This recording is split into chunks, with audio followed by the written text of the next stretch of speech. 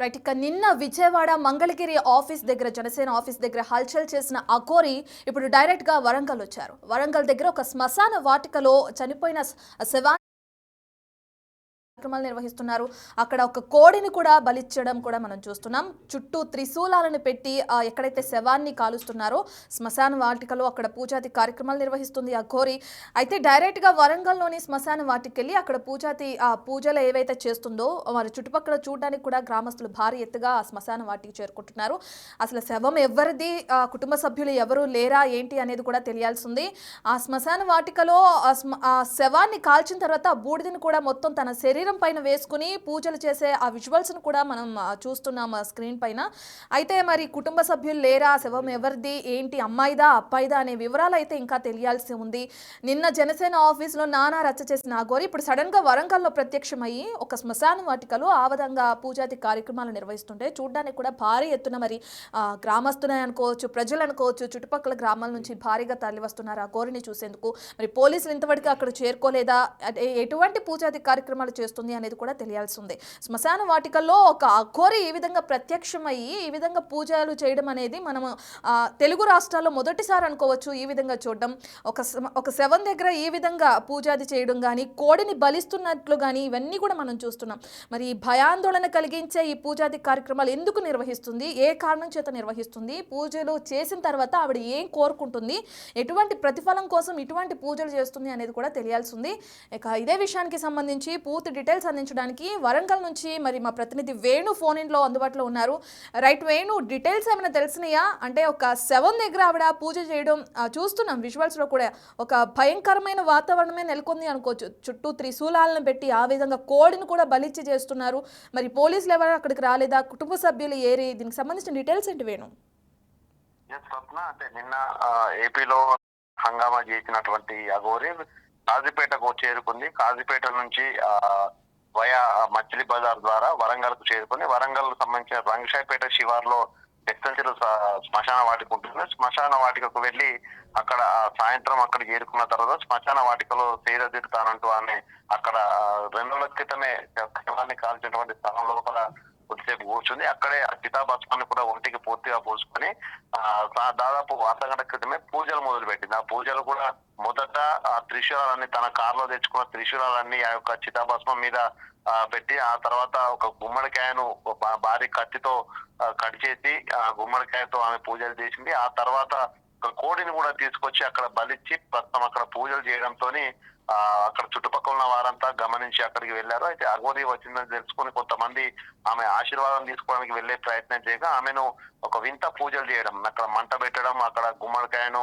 బలిచ్చి తర్వాత కోడిని బలియడంతో తను ఏదో తాంత్రిక పూజలు చేస్తున్న భయంతో కూడా ఆమె దగ్గరికి వెళ్ళడానికి అయితే భయపడుతున్నారు. కానీ అసలు ఆమె ఏం చేస్తుందనే వివరాలను చూడడానికి మాత్రం అక్కడ శ్మశాన వాటిక బయటే ఉండి అక్కడంతా ప్రజలంతా గుమిగూడి చర్చించుకున్న పరిస్థితి కనిపిస్తోంది. ఇక శ్మశానాన్ని కాపాడుతున్నటువంటి వ్యక్తి కూడా అందరూ వెళ్ళిపోవాలి, శ్మశానం తాళం వేస్తానని చెప్పింది. అఘోరిని కూడా వెళ్ళాలని చెప్పడంతో ఆమె ససమీరా అని చెప్పి అక్కడే పూజ నిర్వహించడంతో కొంత ఒక భయానక వాతావరణం కనిపిస్తోంది. మరోవైపు అఘోరి అంటే ఎలా ఉంటుందో చూడడానికి కూడా అక్కడ స్థానికులు గుమిగున్న పరిస్థితి కనిపిస్తోంది. మొత్తంగా గత కొద్ది రోజుల నుంచి కూడా అఘోరి ఎక్కడికి వెళ్ళినా కూడా తనకు సంబంధించి మీడియాతో మాట్లాడము, ఆలయాలకు పూజలు చేయడము, ప్రత్యేక పూజలు చేయడం మనం చూస్తాం. కానీ ఈ విధంగా పూజలు చేయడము, కోడిని బలి ఇవ్వడము, రాత్రిపూట చితాభస్మంపై పడుకొని ఈ విధంగా చేయడం అనేది ఇదే మొదటి చూడడం. సో దీంతో కొంత ఇన్ని రోజులు అఘోరిని చూడాలని అనుకున్నటువంటి ప్రజలు కూడా ఇప్పుడు భయం గురైన పరిస్థితి కనిపిస్తోంది. మరోవైపు ఆమె కోడిని బలిచ్చింది. ఆ తర్వాత నిన్నటి నుంచి కూడా ఆమె తన వెంట ఒక భారీ కత్తిని పట్టుకొని కూడా తిరుగుతుంది తన వాహనంలో. నేను ఒకరిని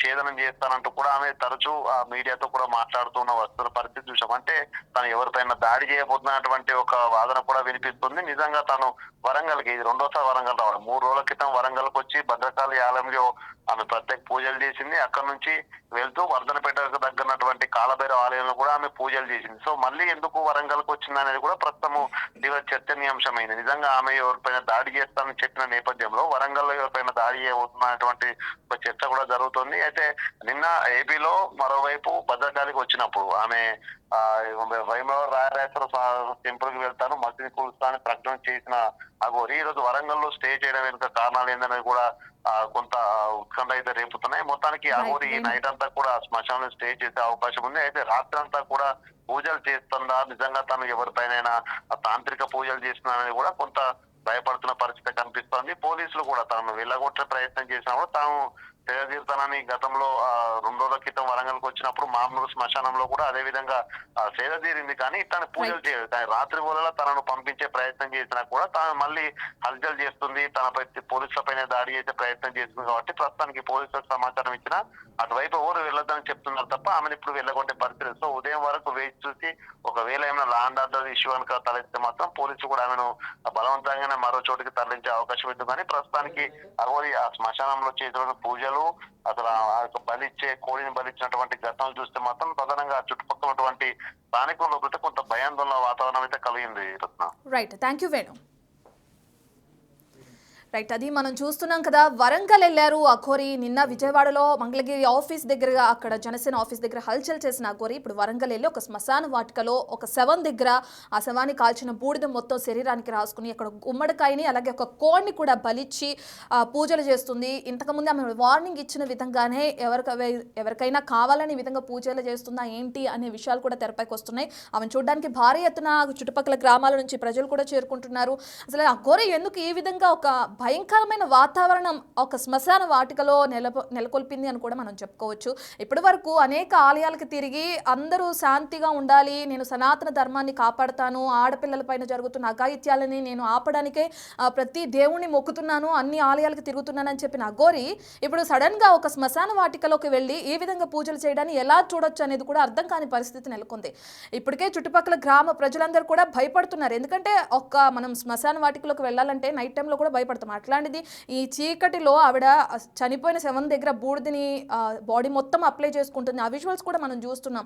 కోడిని కూడా బలిచ్చింది అక్కడ. అసలు ఇదంతా ఎలా చూడొచ్చు ఏంటి, అక్కడ ఆవిడ దగ్గరికి వెళ్ళే సాహసం కూడా అక్కడున్న ప్రజలు కూడా చేయలేకపోతున్నారు. ఇప్పటికే మా రిపోర్టర్ కూడా చెప్పినట్లు పోలీసులకు ఇన్ఫార్మ్ చేసినా కానీ రేపటి వరకు చూద్దాము, ఎవరు వెళ్ళొద్దు అని కూడా పోలీసులు చెప్తున్నది కూడా మనం చూస్తున్నాం. సో మరి రేపు వరకు వేచి చూడాలి. అఘోరి ఈ పూజలు ఎందుకు చేస్తుంది, ఎందుకు ఆ విధంగా శ్మశాన వాటికలోకి వెళ్లాల్సి వచ్చింది, పూజలు చేసినా కానీ కోడిని కూడా బలిచ్చింది అంటే ఇదేమైనా తాంత్రిక పూజలు అనుకోవచ్చు అంటారా ఏంటి అనేది మొత్తం అఘోరి మాటల్లోనే తెలియాలంటే మనం రేపటి వరకు వెయిట్ చేయాల్సి ఉంటుంది.